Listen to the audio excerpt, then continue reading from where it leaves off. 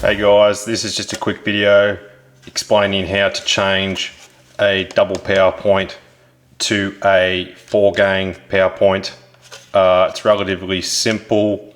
Both power points use the same mounting holes, so it's pretty much just a straight swap. So you just need to isolate the old one and install the new one. One of these is good if you're running out of sockets on your power point and you require an extra two.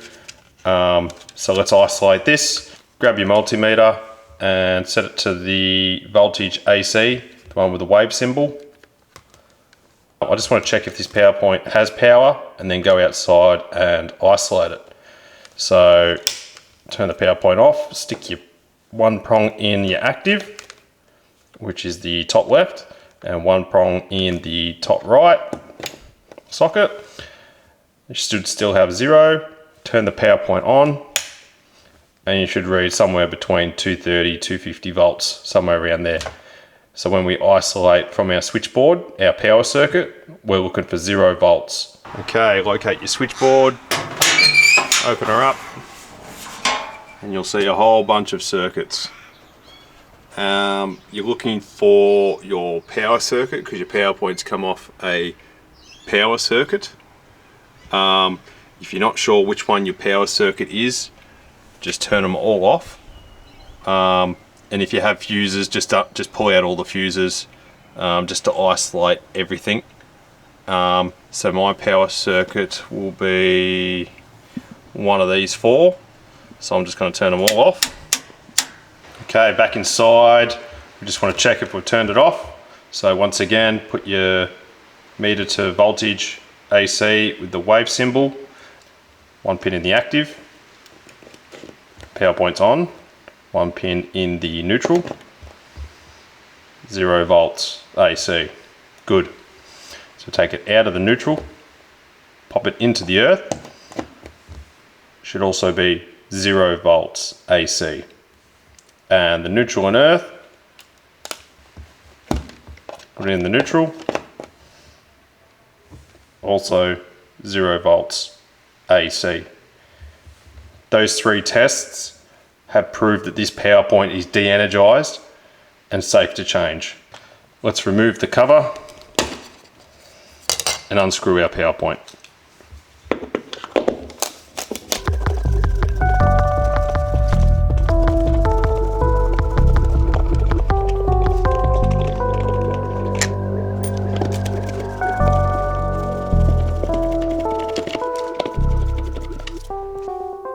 Once you've unscrewed your power point, take him off the wall to expose the cables and terminals. Everyone's situation might be a little bit different, but here I have an incoming and an outgoing cable. This is 2.5mm cable. I've got my 2 actives twisted and joined together, my earths twisted and joined together, and my neutrals twisted and joined together. So what I need to do now is undo all 3 terminals, make sure the cables are still twisted together nicely and not damaged. If they are damaged, you might have to strip back the cable and re-terminate. I've got a video on how to strip different types of cable. If you want to see that, check that video out above.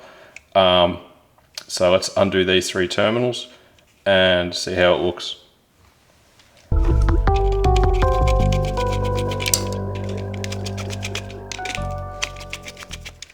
I've got the power point off now, and you can notice that from the end of the TPS to the end of the copper is probably a little bit short. You're probably looking for ideally to where my thumb is in length, probably 50, 75mm, something like that, just so you're not struggling to jam all these wires into the power point.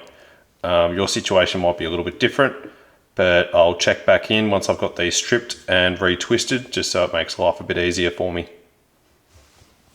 Okay, so I've re-stripped my cables and they're a bit longer and nicely twisted together, so it should be a lot easier to install into the power point without any difficulty.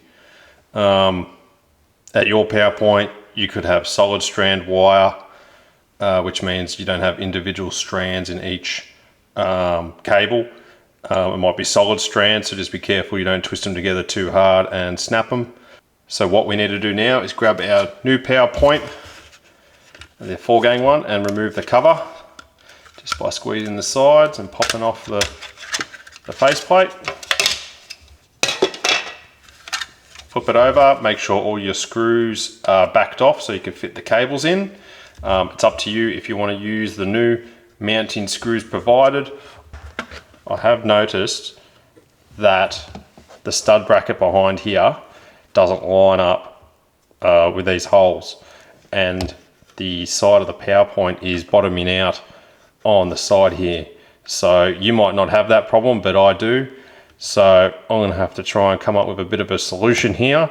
If you're smooth sailing, just wire the active, earth and neutral into the corresponding colored terminals. This is earth, active and neutral. Once your cables are in the back of the 4-gang power point, it should look something like this, with no copper hanging out. And don't do the screws too tight. You kind of want to achieve it so it's just biting into the copper and you're not breaking any strands. You just need to do a little tug test on each of the cables just to make sure nothing pulls out, and then using your mounting screws through these elongated holes, screw it back to the wall. Once you've screwed the power point on the wall, make sure you pop a level on it. Make sure it's level, and you can put your faceplate on. So what I had to do is, normally you use this mounting hole and this mounting hole because they line up nicely with the bracket. But if I use those, the side of the power point would have hit the timber. So I had to move my screw to the next hole to the right, and then I've actually got a stud going down through here, so I was able to sink 2 wood screws here to make the power point nice and firm, so it's not going anywhere. Put the cover on. Let's turn the power back on and test.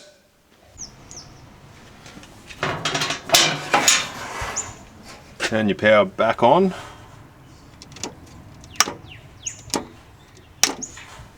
And head back inside, and let's test it to make sure it's wired and functioning correctly. Okay, so once you've turned the power back on, grab your multimeter, because we just want to check if the power point is wired correctly and functioning as intended.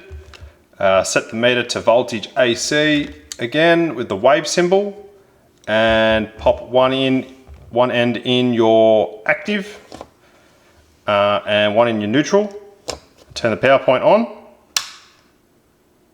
and you should have between 230 250 volts AC. Take it out of your neutral and pop it in your earth, and you should have between 230 and 250 volts AC, somewhere around there.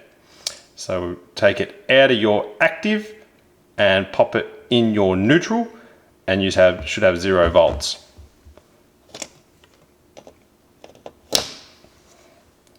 Perfect. Those 3 tests prove that the power point is now energized and connections are correct.